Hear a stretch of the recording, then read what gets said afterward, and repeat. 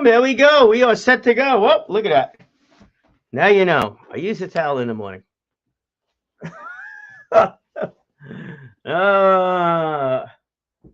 we got to get props together. Hair, clothing, wardrobe, hair, wardrobe, makeup, all the rest of that kind of stuff.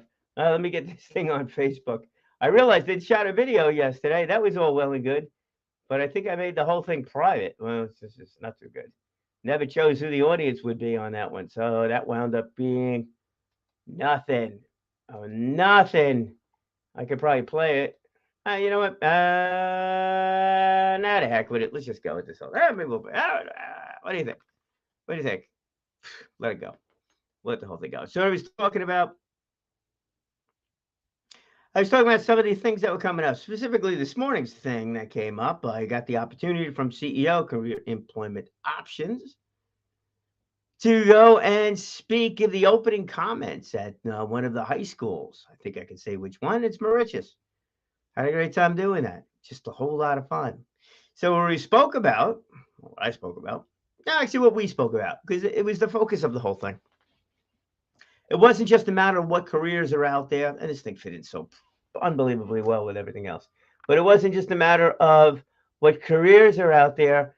It was a matter of, we could put up websites here too. I definitely got to get closer on this thing. But it was also a matter of what they have an interest in, networking, how to develop that elevator pitch, how important that is, right? And I had a blast doing it. I spoke about a bunch of different things, and that was kind of interesting. Of course, I said it, so I must find it interesting. Let's put it this way. When I spoke to them about what goes into an elevator pitch. I mean, really, there's three things here that go into an elevator pitch. It's really not much more complicated than that. The question is, can you figure it out? One, why in the world should that person listen to you? Why? What is it? What is it that drives that other person to give a darn about what it is that you're doing? Do I know? Do you know? Think about that. And it's really a question. Do you know? Do you know? We go to these things. We go to any of these networking events, and that kind of thing. And here it is: career and employment options. Let's go to a website. I'm going to post that up. So we go to an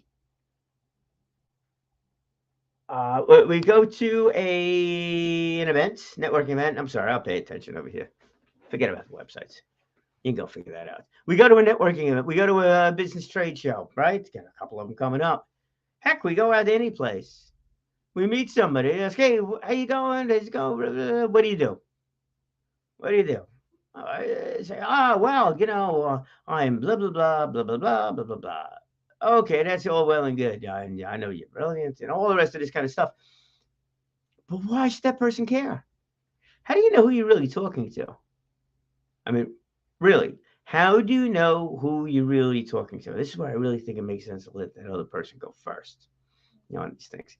So once you figure out who you're talking to, if you can understand what their goals are, now all of a sudden you can then bring your elevator pitch.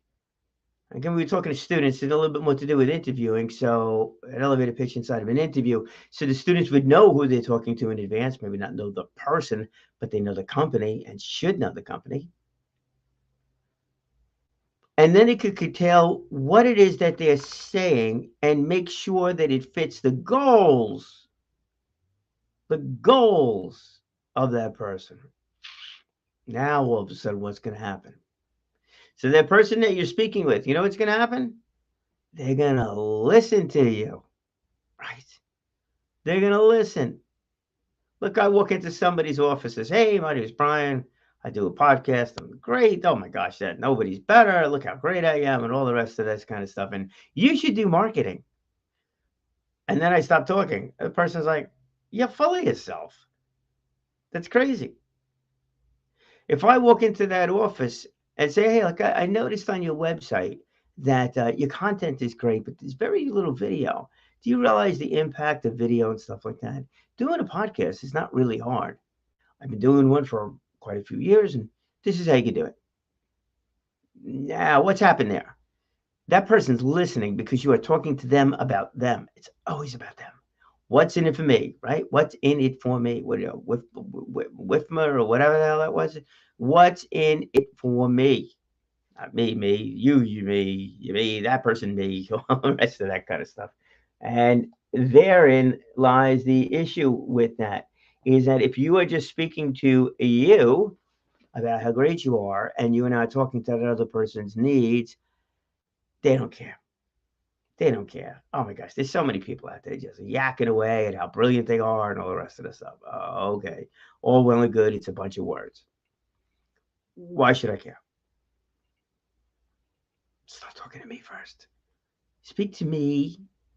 Speak to somebody. Speak to them about them and go from there. So anyhow, that's it. So that was one of the things I told them. You should really understand who your audience is, who you're talking to, the rest of that stuff, and understand it's got to be about them.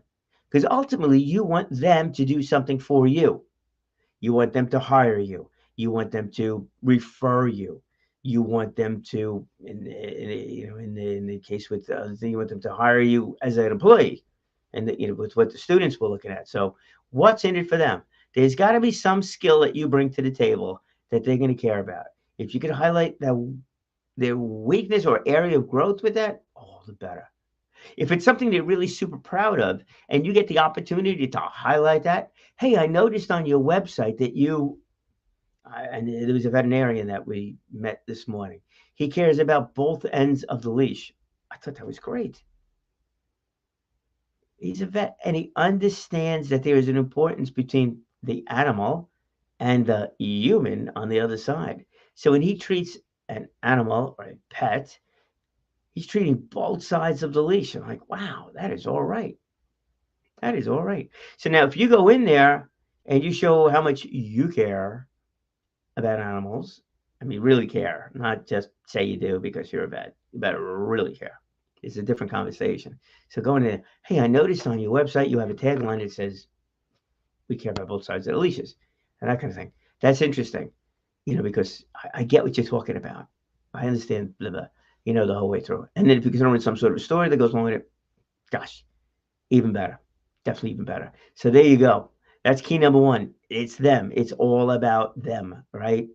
Let's say it's not all. It's about them. In order to get their attention, to listen to you, to pay attention to you, to see you, and I don't mean see you in front of them, but see you. Now you got something. So let's take that same scenario, right? The vet, both sides of the leash. Da, da, da, da, da. If you give some story in there about how you care about the owner of the animal and the animal, you know what? You're talking about both sides of the leash.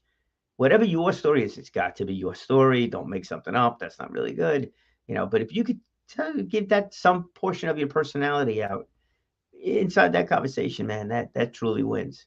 There was quite a few other businesses that were down there too. It was a veterinarian, there was a police officer there, a few other industries that were covered, including Mike Tedisco was there with the internships, which covers multiple industries, more manufacturing than anything else, but still multiple, industries, multiple companies and things like that. So, that's it. So you got to understand their need in doing that. I was like, okay, now let's go to the next thing.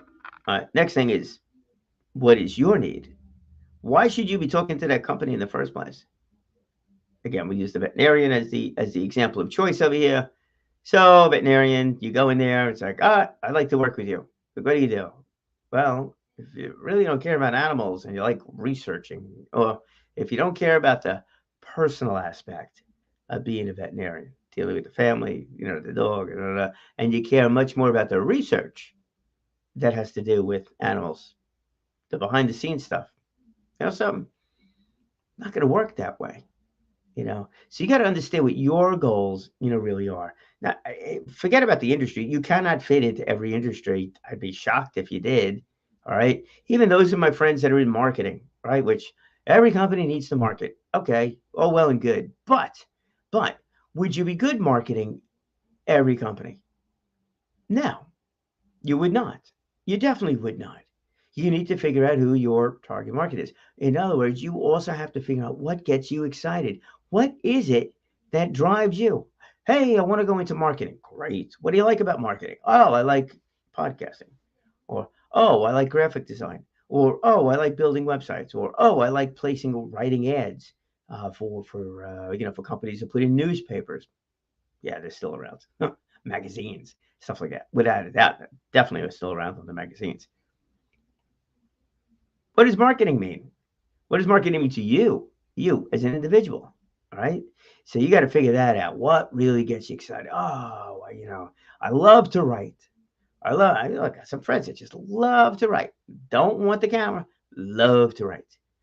Hey, that's marketing with the written word. Beautiful thing. Really is. Now that's their part of their thing. So if they go look at a website and the company's website has got nothing written on there, it's all video, there's a conversation that can happen that way. If they're too verbose with the wording, that's another conversation. But now you are taking your skills into the equation and identifying what the opportunity or the challenge would be on the business side of it. But is that what really drives you? And there's a question. And this is what I spoke to the students about. It's like, how do you figure out what you really get excited about?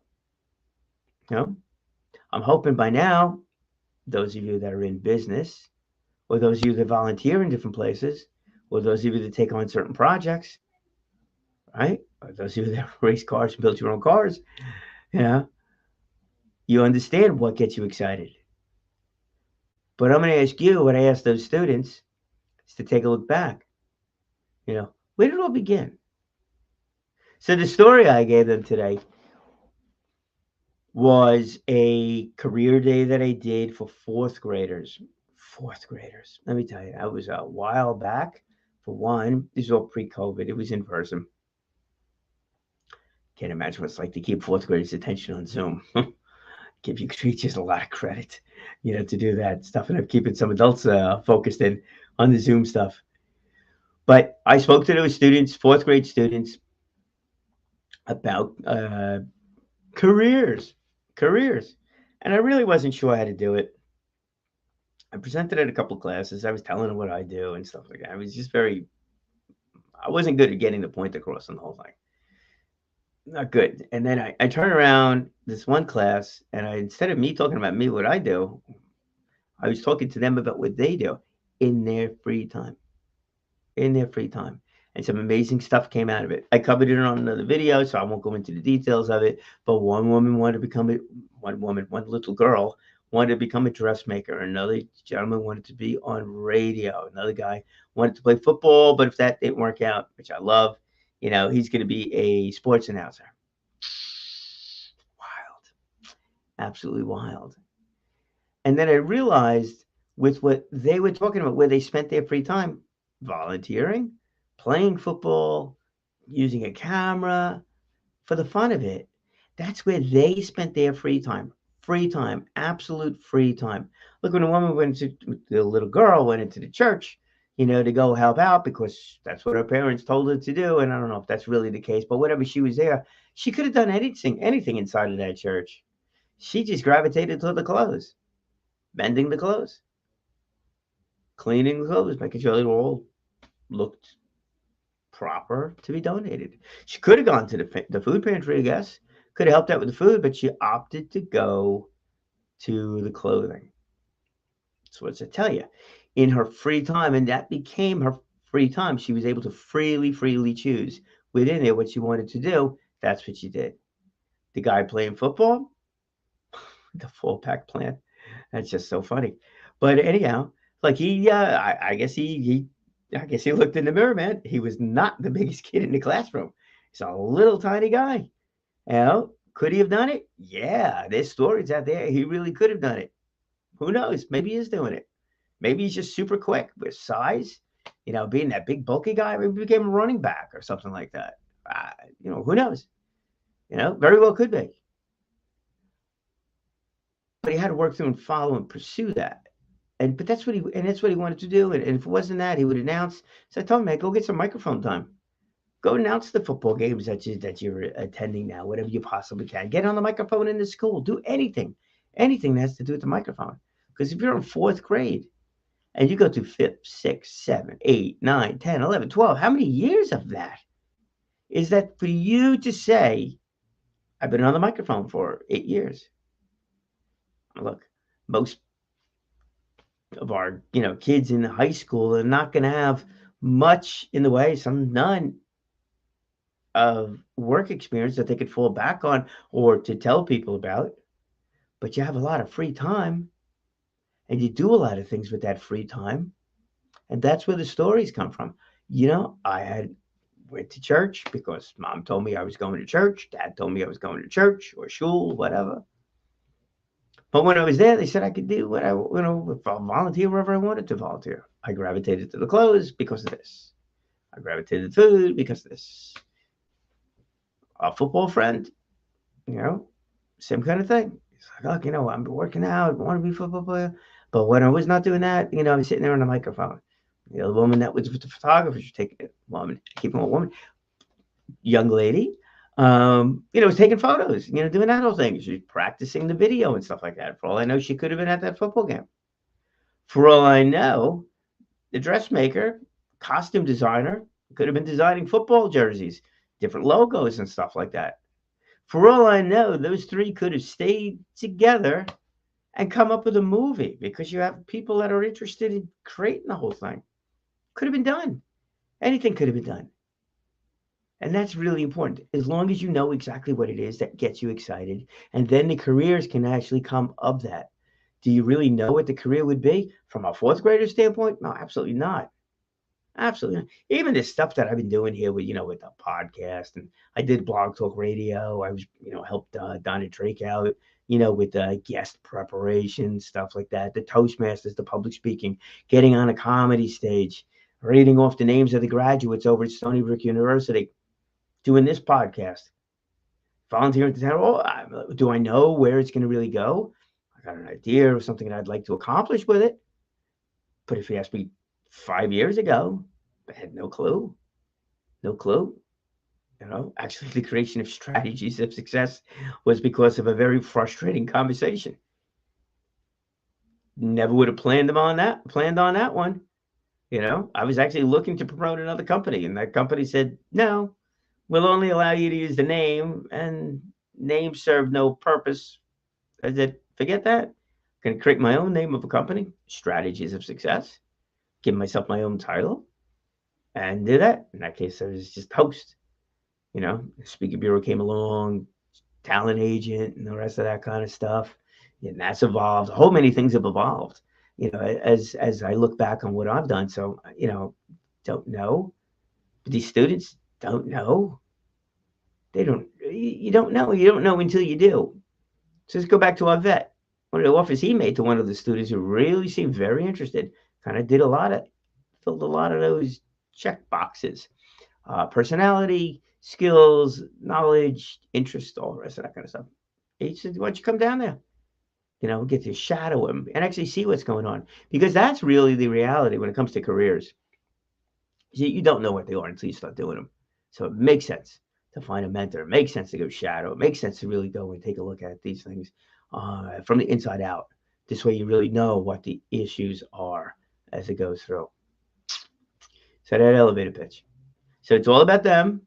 It's all about your own talents, dreams, desires, passion, all the rest of that stuff. Once you really know what it is. So that's why I bring up the fact, finding a mentor or shadowing somebody, really important thing to do. Because not only will it give you an idea of what you do want to do, it may give you a better idea what you don't want to do, but it'll also help in that conversation. Really help in that conversation. Because now you can refer back to, hey, 2 years ago, 3, 4, 5 years ago, I spent a day, a week, a month being mentored by somebody in a field. And what I learned on that was something that I think I could bring to your company. What I saw in that really gave me a better perspective of the challenges of marketing or the challenges of a podcast or whatever it might be. But those kind of experiences are like super important. So get to know something from the inside out as you go and do. So what's the third step? What's the third most important? And I'm telling you, it is probably the most important ingredient when it comes to creating an elevator pitch. But without the other two, it's words. It's just words. And it's confidence. Confidence in delivering that thing. Because when you sit there, you give you a 30-second, 15-second, whatever it might be, 10 seconds. For all I know, we got attention span keeps decreasing down to 6 seconds. But if you're not catching that other person's attention with their issue, you lose them. If you're not showing your credibility within that thing, you're going to lose them. How do you do that? It's called communication skills. Confidence. Confidence is the bedrock of any good speaker. Absolutely is. Absolutely is. You get a speaker that's totally got 30 minutes, he gets cut down to 15. What did he say? No problem. We're good. Conversely, 30 minutes to 45, we're good. We're good. That's confidence. You go to a networking event and somebody asks you what you do and you're fumfering for words because you're really not sure what that other person does, or you're really not sure what your value add is, what your passion is on that thing, what you really do, because your passion and the value add will wind up working out to be the same thing. Definitely will. Oh, I got into hairdressing at an early age, and I saw the impact it could have on people's faces, and I'm so passionate about doing that. I really want to do that, and that's why I put a lot of time, energy, and effort into making sure that every dress that gets created is designed specifically for that person, for their personality, for their body type, for their goals, for their situation. Oh, that other person's listening to that if they're in that field. And what are you doing when you deliver that elevator pitch? When you deliver that little bit of information in an interview or at a barbecue or some party or someplace? You're showing an awful lot of confidence. You're not fumbling over your words, for one, because you know who you are, you know what you're looking to do, and you know that that other person has somewhat of an interest or is in the same book, we'll say, maybe in the same chapter with you, has the same kind of goal as you do. And you're just delivering it because it's you. It's not something you make up. It's not something you're pulling out of pulling out of a hat. You're not, oh my, what should I say? I don't really know who this person is. What are they going to think of me if I say this? Am I going to come across like I'm too confident? If I say, ooh, I got on a stage before, I did something like that. You know what? If it's you, and if it's really you, you won't come across as too confident. You're going to come across as sincere and authentic. That's going to be it. So those are the three ingredients that you got to mix together when it comes to delivering that elevator pitch. Sincerity, authenticity, confidence. Your passion needs to come through.